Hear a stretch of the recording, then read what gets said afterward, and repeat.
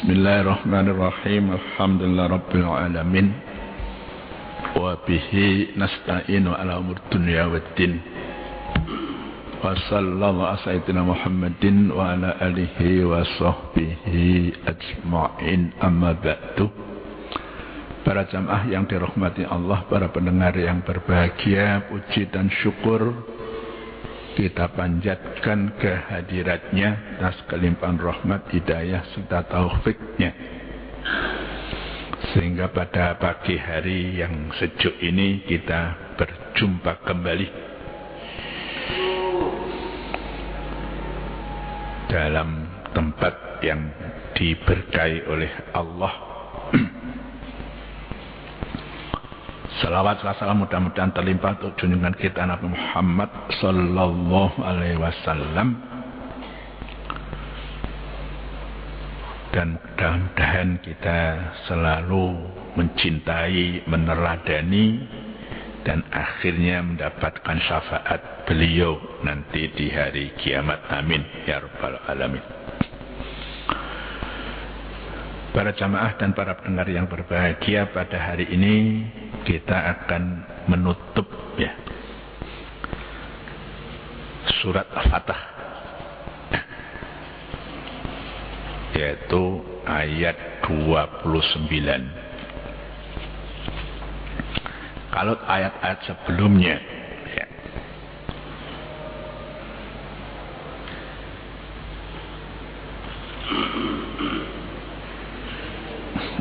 penutup ayat 28 itu, Nabi Muhammad diutus oleh Allah membawa petunjuk agama Islam, agama yang benar, liyudhhirahu 'alad dini kullih, bahwa agama ini akan mengungguli agama-agama yang lain di dunia ini.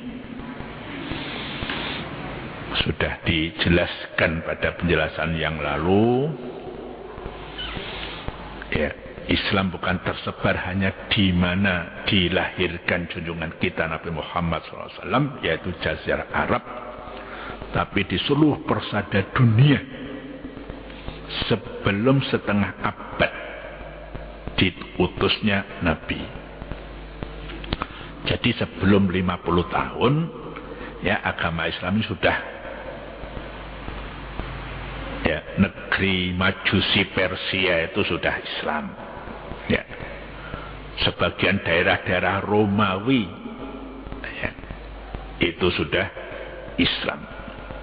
Demikian juga India, Cina, Asia Tenggara, di mana termasuk Indonesia, Malaysia, Filipina. Filipina itu dulu banyak kerajaan-kerajaan Islam. Filipina Selatan yang sampai sekarang bergolak itu karena daerahnya ditempati oleh penduduk-penduduk yang mayoritas Katolik. Itu sebabnya kenapa di sana itu tidak pernah tenang, karena sejarah-sejarahnya dulu kerajaan-kerajaan Islam di Filipina Selatan. Yaitu gambaran kejayaan Islam di masa itu. Di sini ditegaskan bagaimana sikap Nabi Muhammad dan sifat-sifat kaum muslimin. A'udzubillahi minasyaitonir rajim. Bismillahirrahmanirrahim.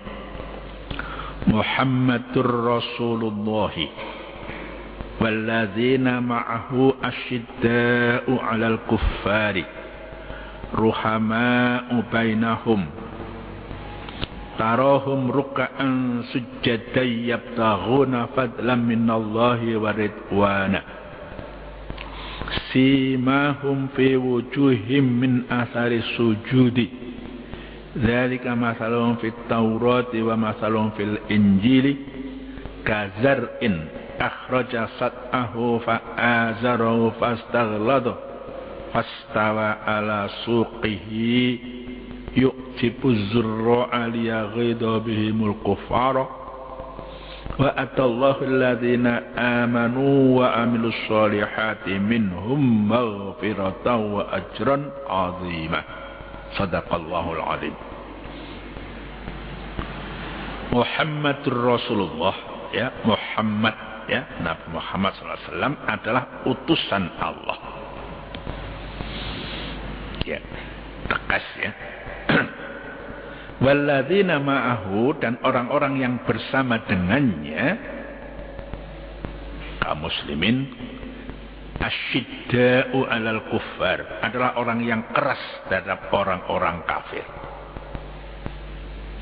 Ruhama bainahum, sebaliknya mereka berkasih sayang antar mereka. Tarohum ruka'an sujada yabtaghuna fadlan minallahi wa ridwana, engkau melihat mereka ruku dan sujud mencari karunia Allah dan keridhoannya.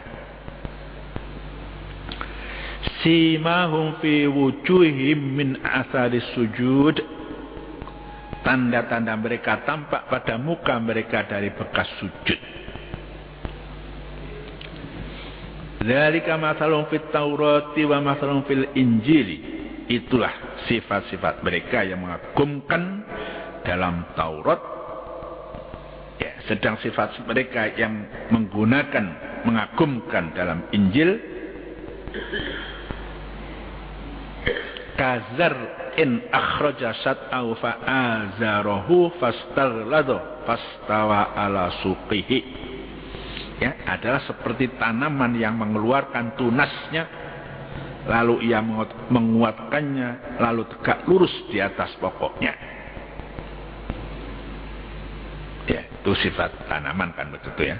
Tanaman itu kalau akarnya nggak kuat ya tumbang kan gitu ya. Yu'jibuz zurra'a liyaghidha bihimul kuffar, menyenangkan hati penanam-penanamnya. Ya, yang pernah bertani juga begitu. Kalau tanamnya subur, kokoh, diteraj angin juga tidak goyah, nah itu marem. Kalau diteraj angin roboh, ini rugi. Ya, baik tanaman padi maupun tanaman tebu atau pohon besar gitu ya. Wa atallahu alladhina amanu wa amilus solihati minhum maghfirata wa ajran 'azima. Allah menjanjikan orang-orang yang beriman dan mengerjakan amal soleh, di antara mereka apa janjinya? Ampunan dan pahala yang besar. Jangan wis cetol. Andai kan tidak dijelaskan ya wis cetol. Tapi para fasir ingin memberi penjelasan supaya lebih jelas lagi. Ya, akhir surat yang lalu sudah saya jelaskan, menjelaskan hakikat dari risalah, misi Nabi Muhammad, serta keunggulannya atas semua agama dan kepercayaan. Allah melanjutkan dengan menjelaskan sifat dan sikap Nabi Muhammad beserta pengikut-pengikut beliau. Ya, firman Allah yang baru dibaca, ya, Nabi Muhammad sallallahu alaihi wasallam adalah utusan Allah yang diutusnya membawa rahmat bagi seluruh alam. Kama arsalnaka illa rahmatan lil alamin, ya. Dan orang-orang yang bersama dengannya, yakni para sahabat Nabi serta pengikut-pengikut setia beliau. Ya, sahabat Nabi kita ini pengikut setia atau tidak? Kita tanya diri kita sendiri. Ya, jangan tanya pada orang lain, tanya pada diri kita sendiri. Kita mengaku pengikut, tapi pengikut setia atau tidak, ini kita tanya pada diri kita sendiri. Ya, Nabi bersama pengikut setianya para sahabat itu adalah orang bersikap keras, asyidda'u 'alal kuffar, yakni tegas, ya. Tidak berbasa-basi yang mengorbankan akidahnya terhadap orang-orang kafir. Nek tauhid ya tauhid, gak usah dicampuri macam-macam. Ya, nek kiblat itu ya Baitullah, ya kiblatnya ndak usah ngalih-ngalih kiblat gitu. Asyidda, tegas, ndak usah macam-macam ya. Tanpa keluar dari koridor rahmat Allah, ya. Rahmat ini adalah suatu lingkaran besar. Keras itu jangan sampai keluar daripada ya lingkaran rahmat itu gitu. Dan walaupun mereka memiliki sikap tegas itu, namun mereka berkasih sayang antara sesama mereka. Ya. Tidak boleh saling membenci, saling iri hati antara sesama muslim itu tidak boleh. Ruhama'u bainakum, saling menyayangi. Tarohum di sini engkau Muhammad, ya, atau siapapun engkau juga, kita boleh juga termasuk engkau di situ. Di mana dan kapanpun akan selalu melihat mereka rukuk dan sujud. Ini pengikut Nabi yang setia tadi ya. Yang tidak setia barangkali rukuknya arang-arang, sujudnya juga jarang-jarang. Kalau pengikut setia selalu ya. Itu mereka lakukan dengan tulus ikhlas. Senantiasa mencari dengan sungguh-sungguh karunia Allah dan keridhoannya yang agung. Ya, rukuk sujudnya semata-mata mencari rahmat dan ridho Allah subhanahu wa ta'ala. Ya, kita ukur saja diri kita, tidak usah tanya orang lain lah. Ya.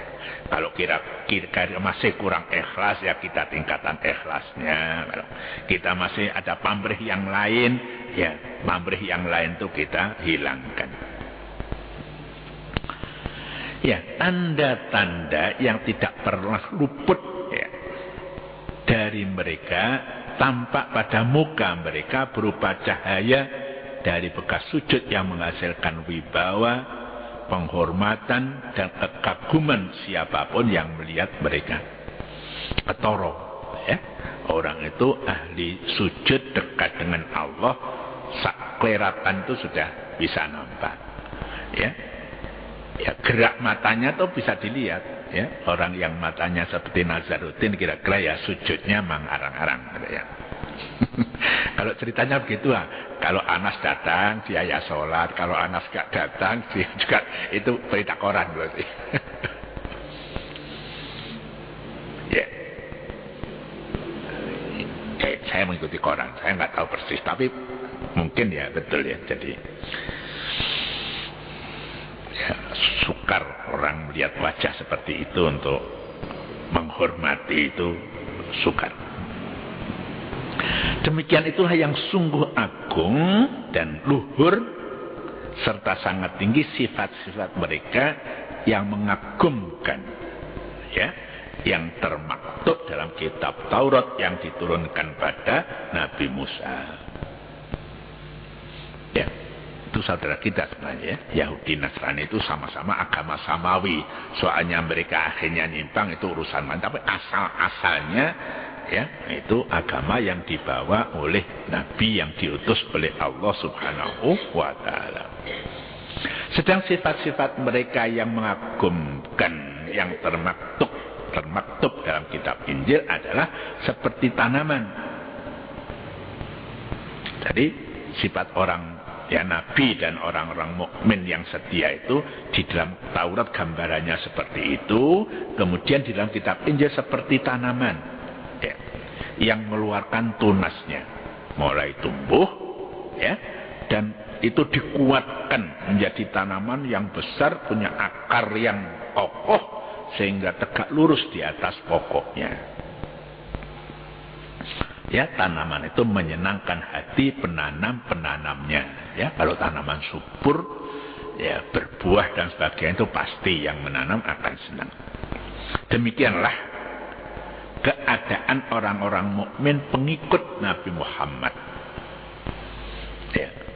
Jadi tidak nyebeli, ya, tidak suka ganggu orang, tidak suka mengganggu barang orang. Ya. Dengan sifat-sifat itu Allah hendak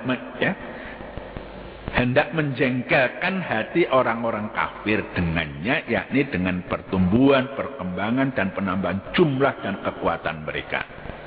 Ya, kalau Islam ini berkembang dan sebagainya, orang-orangnya baik, kemudian orang-orang kafir nggak senang, itu pasti. Ya, khawatir jangan-jangan begini, jangan-jangan begitu ya. Ya, kalau kita baca koran, setiap di Indonesia itu, Indonesia yang mayoritas penduduknya muslim, akan mengeluarkan undang-undang yang kira-kira intinya itu sama dengan syariat, itu jelas banyak yang nolak. Ya terutama orang-orang yang memang tidak senang pada Islam. Itu sudah berulang kali yang semacam itu ya. Allah menjanjikan ya, wa'adallahu ya, innallaha la yukhliful mi'ad. Allah tidak pernah mengingkari janji. Apa janji Allah? Untuk orang-orang yang beriman dan mengerjakan amal-amal yang soleh di antara mereka bersama Nabi Muhammad serta siapapun yang mengikuti cara hidup mereka, itu mengharapkan ampunan dan pahala yang besar. Ya, ini karena apa? Tidak seorang pun yang dapat mencapai kesempurnaan atau luput dari kesalahan atau dosa. Ya. Jadi orang itu mahal khotok manis, ada saja salahnya itu ada. Tapi Allah menjanjikan pada orang-orang mengikuti Nabi akan ampunan dan ridhonya. Ya, syaratnya itu. Ya. Mengikuti Nabi dan beramal soleh. Seorang tokoh muslim besar ya, abad 20 ya, tokoh Ikhwanul Muslimin namanya Sayyid Qutb, punya tafsirnya Fi Dhilalil Quran. Itu memberi gambaran yang indah tentang ayat 29 dari surat Fatah ini. Apa kata beliau? Gambaran yang terdiri dari sekian banyak cuplikan dari keadaan dan sifat kelompok terpilih ya, Nabi Muhammad berserta pengikut setianya, baik keadaan lahiriah maupun batiniahnya ya, sekali menggambarkan keadaan menghadapi orang-orang kafir. Sikapnya terhadap orang kafir keras terhadap orang-orang kafir, namun berkasih sayang antar mereka. Asyiddau 'alal kufar ruhama'u bainahum. Ya, jelas sikapnya pengikut setia Nabi seperti itu. Ya, kemudian cuplikan yang menggambarkan keadaan mereka dalam ibadah mereka. Tadi kan sikap lahirnya ya. Dalam ibadah mereka bagaimana? Pengikut Nabi yang setia. Engkau melihat mereka rukuk dan sujud. Ya. Ini tadi saya katakan pengikut Nabi yang setia. Ya, yang rukuknya jarang-jarang, sujudnya juga arang-kading. Ini pengikut Nabi mungkin ngakunya, tapi belum setia gitu ya. Mudah-mudahan jadi lebih setia. Lalu cuplikan yang menggambarkan isi hati. Ya, hati gerak fisiknya, sekarang isi hatinya bagaimana? Yang terlintas dalam pikiran mereka mencari karunia Allah dan keridhoannya.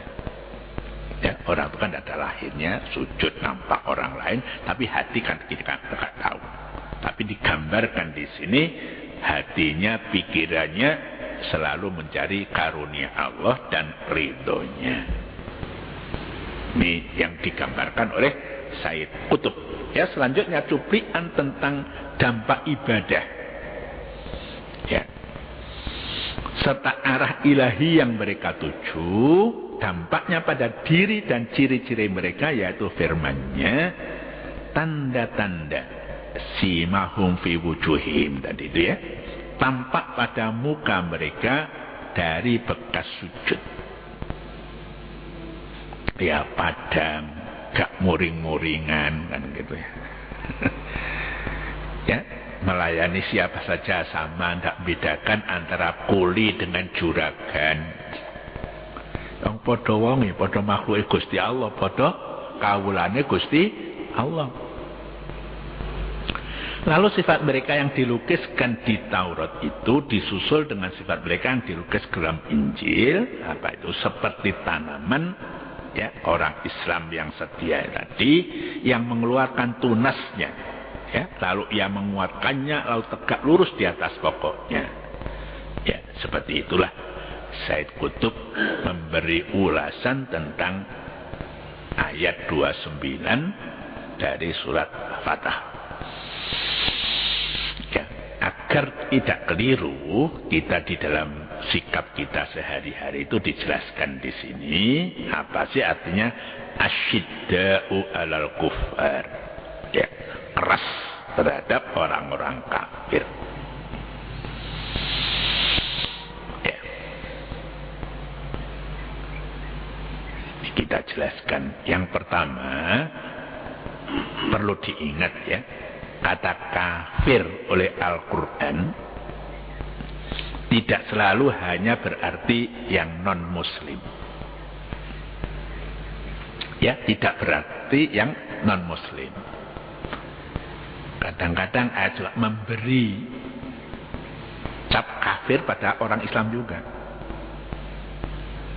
Ya, bainal Islam wal kafir as-sholah. Misalnya ya, gambaran yang jelas antara orang kafir dengan Islam itu sholat. Wong sing ngaku Islam tapi gak sholat, koyok-koyok kelakuannya wong kafir, gitulah.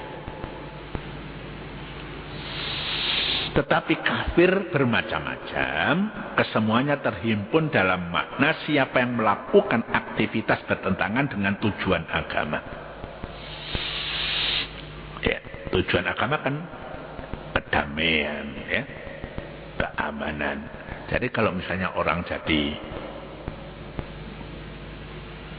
perampok, bromocora, itu kelakuannya sudah tidak masuk kelompok orang-orang yang sifatnya rahmah tadi. Belas kasihnya sudah hilang. Gitu ya.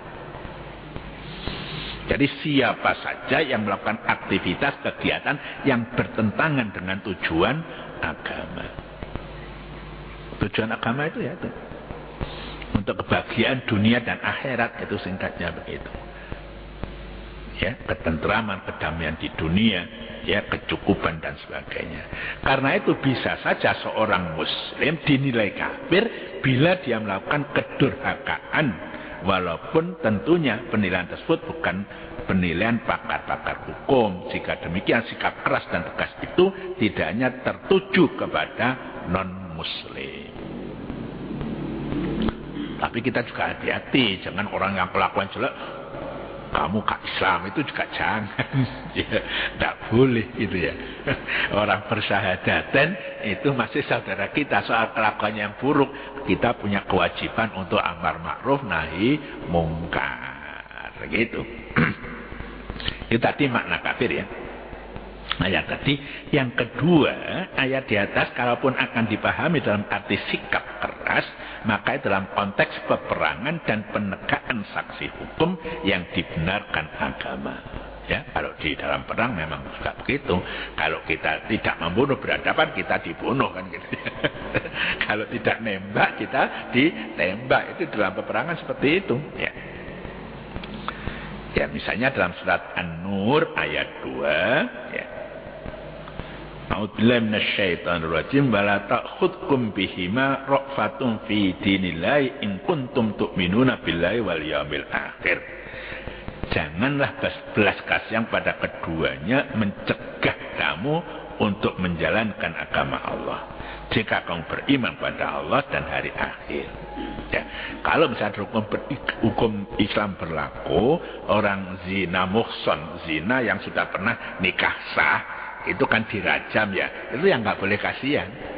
Jadi had itu sendiri nanti kalau dia ikhlas dirajam itu, dia dosanya kan diampuni oleh Allah Subhanahu wa taala gitu. Ya, kan pernah saya ceritakan itu pada suatu saat di Madinah itu ada wanita hamil datang pada Nabi minta dirajam kan gitu ya.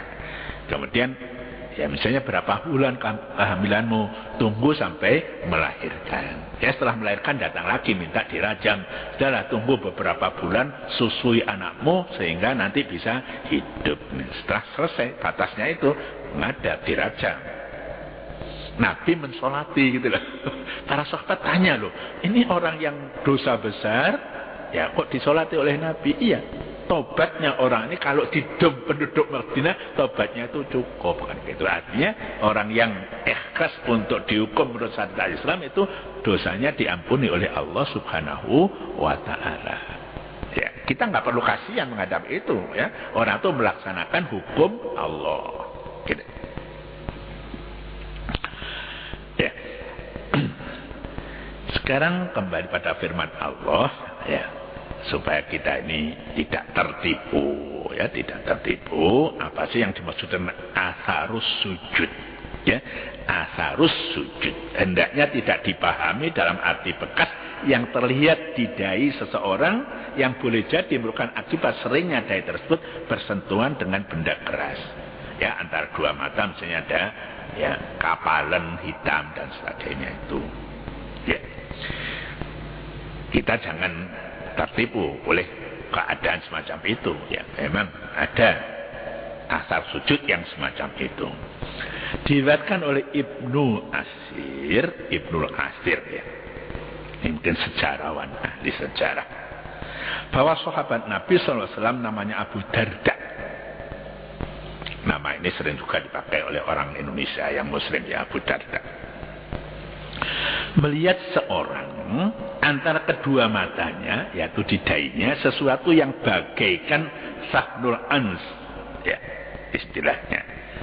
Lalu Abu Darda ini berkomentar, seandainya itu tidak ada, ya, hitam-hitam di antara dua mata di dahi itu, maka ia lebih baik, katanya. Itu menjadi lebih baik karena yang bersangkutan lebih dapat menghindarkan diri dari dia. Ya, lebih baiknya segitu. Ya, dia ahli sujud, wajahnya sudah nampak berwibawa karena taatnya pada Allah. Tanpa hitam itu, kata Abu Darda, ini lebih baik. Ya. Saya kalau hitam itu apalagi digosok-gosok dengan minyak angin supaya ketok ireng. Ya, itu loh, aku ini sergap sholat, sergap sujud gitu. Itu kata Abu Darda, ya. Diriwayatkan juga dalam kitab Al-Firdaus melalui sahabat Nabi Anas bin Malik bahwa Rasulullah bersabda. Ini sabda Rasul, ya, ini dalam bahasa Indonesia. Ya, asalnya bahasa Arab. Karena Nabi orang Arab tidak mengenal bahasa Indonesia. Bahasa Indonesia waktu itu barangkali juga belum jadi bahasa resmi. Yang gunakan sekelompok aja orang Indonesia. Beliau bersabda, sesungguhnya aku membenci seseorang dan tidak menyenangi kalau aku melihat di antara kedua matanya ada bekas sujud. Ya.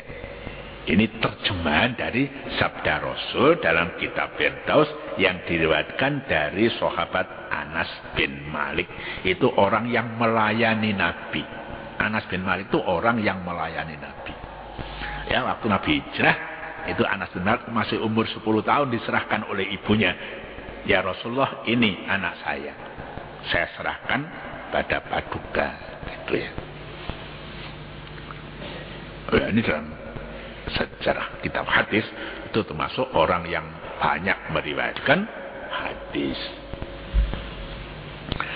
Ya, sementara ulama memahami sifat-sifat yang mengagumkan tentang keadaan umat Muhammad sebagaimana terbaca di atas merupakan sifat-sifat mereka yang kesemuanya termaktub di dalam kitab Taurat dan kitab Injil. Contohnya, ya, betapa hebatnya kaum muslimin di zaman itu kalau perang. Ya, tentara Islam itu bertakbir Allahu Akbar. Itu tentara yang jaraknya itu puluhan kilometer sudah berdedak, gemetar. Ya, karena kalimat takbir itu jarang-jarang diucapkan kalau tidak betul-betul akan membawa manfaat gitu. Ya. Ya, kita kadang-kadang demo sama Islam takbir. Ya, jadi makna takbir itu akhirnya ya wibawanya itu jadi kurang gitu. Ya, karena yang bertakbir belum tentu dia mengagungkan Allah betul. Kalimat takbir digunakan untuk maksud-maksud yang barangkali tidak sesuai dengan kehendak Allah Subhanahu wa taala. Ini ya, wibawanya itu jadi menurun gitu ya. Ya, di dalam kitab perjanjian yang lama Taurat dan Injil tadi, ya, itu kalau kita baca tarikh, ya, kelengkapan tarikh Nabi yang ditulis oleh Kiai Munawar Khalil Semarang almarhum, ya, itu banyak mengutip ayat-ayat di dalam kitab Taurat yang menjelaskan akan sifat-sifat Nabi. Jadi sudah ada dalam kitab Taurat dan Injil bahwa nanti akan lahir seorang Nabi yang punya sifat-sifat semacam ini. Ya, barangkali itu tidak saya baca. Ada dalam Injil Matius, ya, ada dalam kitab Ulangan, macam-macam itu sifat Nabi. Sifat yang di dalam kitab Injil mengisyaratkan perkembangan dan pertumbuhan Nabi Muhammad. Ya, seperti tanaman tadi itu, jumlah mereka tidak terbatas pada angka tertentu, tetapi dari hari ke hari selalu bertambah.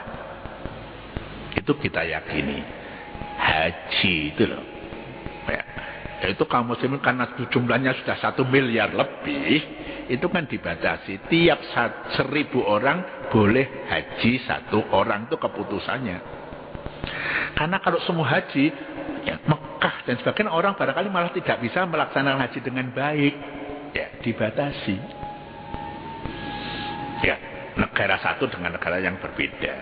Mungkin secara lahir saja, ya sepertinya kemakmuran di Indonesia itu walaupun belum merata, tapi dirasakan barangkali, ya. Sehingga kalau sekarang daftar haji itu, kalau rata-rata Indonesia kira-kira kan harus menunggu 10 tahun kan gitu, ya. Ya, kalau diketat lagi sing wis lunga kaji, ya jok lunga kaji barangkali bisa lebih cepat, mungkin bisa 8 tahun, tapi ya ndak gampang gitu, itu ndak gampang. Ya, kalau saya dalam satu jamaah dan wis lunga kaji ya ngalah lah. Ya, mendahulukan yang belum haji. Kalau mau umroh saja silahkan. Umroh itu kan sepanjang waktu, ya. Tapi kalau haji waktunya terbatas. Tanggal 9 Dzulhijjah harus ada di Arafah kan gitu, ya.